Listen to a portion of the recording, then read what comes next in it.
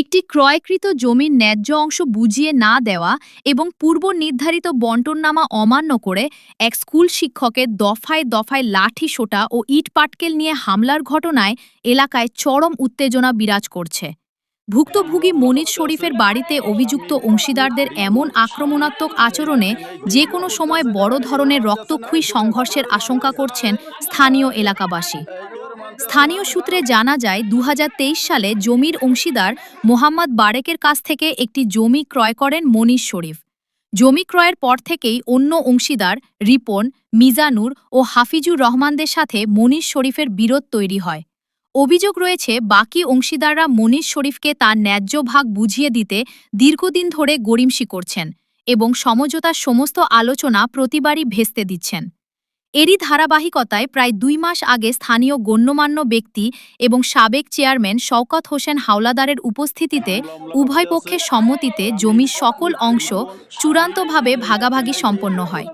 কিন্তু সেই বন্টননামা তোয়াক্কা না করে পরবর্তীতে রিপন, মিজানুর ও হাফিজুর পুনরায় আপত্তি তোলেন এবং পূর্বের সিদ্ধান্ত বাস্তবায়নে সরাসরি বাধা সৃষ্টি করেন। শিক্ষকের অশালীন ভাষা ও উন্মত্ত আচরণে এলাকাবাসী ক্ষুব্ধ ঘটনায় সবচেয়ে বেশি উদ্বেগ তৈরি হয়েছে অভিযুক্তদের একজন স্থানীয় স্কুল শিক্ষক হাফিজুরের আচরণে।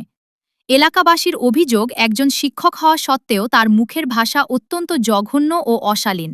শুধু মুখের ভাষাই নয়, তার উগ্র শারীরিক অঙ্গভঙ্গি এবং আক্রমণাত্মক মনোভাব পুরো এলাকায় আতঙ্কের পরিবেশ তৈরি করেছে।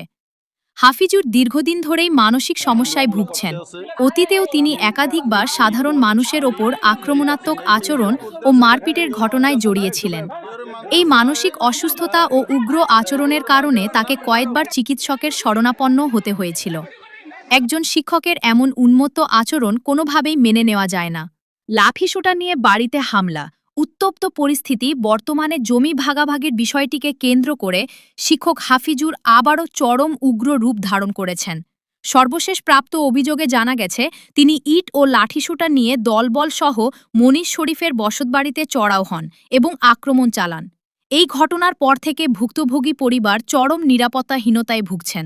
এলাকায় যে কোনো মুহূর্তে বড় ধরনের আইনশৃঙ্খলা পরিস্থিতির অবনতি ঘটতে পারে বলে আশঙ্কা করা হচ্ছে। স্থানীয় সচেতন মহল এই বিষয়ে দ্রুত প্রশাসনের হস্তক্ষেপ এবং তদন্তপূর্বক ব্যবস্থা গ্রহণের দাবি জানিয়েছেন।